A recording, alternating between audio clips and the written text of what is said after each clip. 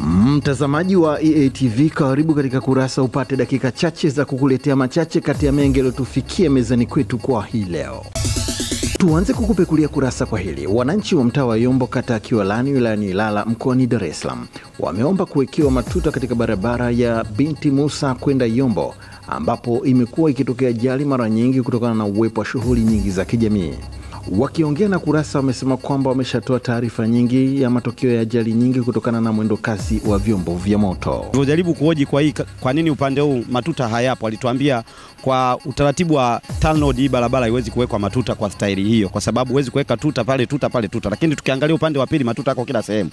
Na mimi ni shuhuda ambaye nimekuwa mara nyingi nikiwaokota hao watu ambao wanakuwa wamepata majanga hapa na kuwapeleka hospitalini. Hii barabara mpaka sasa hivi toka imezinduliwa mpaka kufika sasa hivi imeua watu 5 ambao mimi tayari taarifa ninazo. Hii barabara ni kubwa sana. Magari kama yanakuwa imejaa nini, kama foleni imejaa Tazara, basi uje magari mengi yanapita hivi kwenda airport kwenda wapi. Kwa hiyo barabara ni kubwa, tuta liko mbali sana na ambao liko mwanzoni. Kwa hiyo kipande hichi tatizo kubwa ni tuta, ajali zinatokea, watu wanakufa. Kwa tunachohitaji watusaidie kwenye swala la tuta hapa. Nafikiri hata mwenyewe umeona jinsi ilivyo. Movement za watu kanisani kwenye ibada, watoto ni wengi wanapita maeneo haya. Kwa hiyo inakuwa ni tatizo upande wetu sisi. Naomba barabara hii ingefanywa, wafanye haraka waweke matuta. Sasa ni wanafunzi sana wanapata shida sana kuvuka barabara. Hapa kidogo mpaka tunawavukisha. Tuendelee na Kurasa. Kufuatia mvua zinazoendelea kunyesha wilayani Lindi, wakazi wa mitaa ya Angaza na Majani Mapana kata ya Wireless wamelalamikia changamoto kukosekana kwa mitaro, hali inayosababisha maji kusambana kuingia kwenye makazi yao sambamba na kuharibu makazi.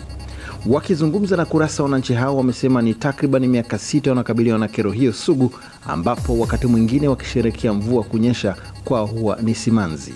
Mfereji unatusumbua kiasi cha kutosha sana. Kwanza, jambo la kwanza, mvua ikinyesha maji inaingia sana majumbani. Na jambo la pili, kuna tatizo ambalo tunaliona kutoka majumba ya vilimani huko, mara nyingi sana wanapenda kutupa takataka. Kiangalia katika eneo hili pamekuwa kama wetland, yani maji ni mengi sana. Sasa magonjwa ni mengi, maji yanatoka juu, yanatoka na vitu tofauti, yote yanakuja kutuama hapa. Kwa hiyo pia ni athari moja wapo ambayo sisi tunaogopa, na hisi tunaweza kupata magonjwa. Hii inajionyesha kwa kama hivi vyombo vya habari mnapita hapa, mnajiridhisha, mnaangalia, na sisi tunapita hapa, lakini mpaka sasa hivi bado tunapokea kilio tujue kwa nini, manake maamuzi hayajapatikana kutoka serikali. Kwa hiyo tunasubiri bajeti 26 na kuendelea. Kwa hiyo kama mafungu yatakuwa yameletwa, na ule mfereji ni mfereji ambao mkubwa, unatakiwa bajeti yake vile vile iwe kubwa.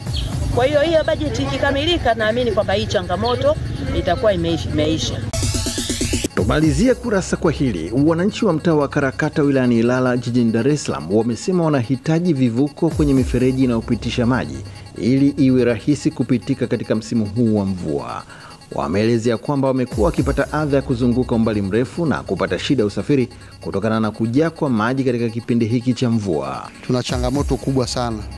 Endapo kama mvua hivi zikishanyesha, kwa kweli gari zetu huwa hazipiti hapa kupandisha kwenda juu, wala bodaboda inakuwa shida. Watu wanazunguka upande wa pili.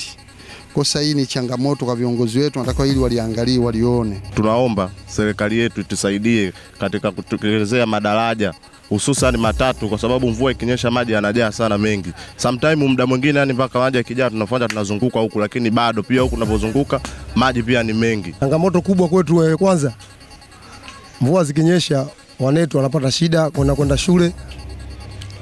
Ya pili, sisi wenyewe kama bodaboda hatufanyi kazi kwa uhuru. Tulikuwa naomba serikali ili tusaidie, ili mradi sio tunapata taabu sina bodaboda, kwa sababu ukipita na kwa tunaingia maji zinazima, kwa hiyo unakuwa usafiri unakuwa tutapata shida. Kwa hiyo naomba tusaidieni serikali mradi tatizo liweze kuisha. Tumekufungulia na kukufungia Kurasa kwa hayo machache kati ya mengi yaliyotufikia mezani kwetu kwa hii leo. Tafadhali usikose kufuatilia Kurasa hapo kesho. Kwa niaba ya wote walioshiriki kukuandalia Kurasa, jina langu ni Samson Charles. Nikikutakia wakati mwema, endelea kufuatilia vipindi bomba na makini sana kupitia hapa East Africa TV.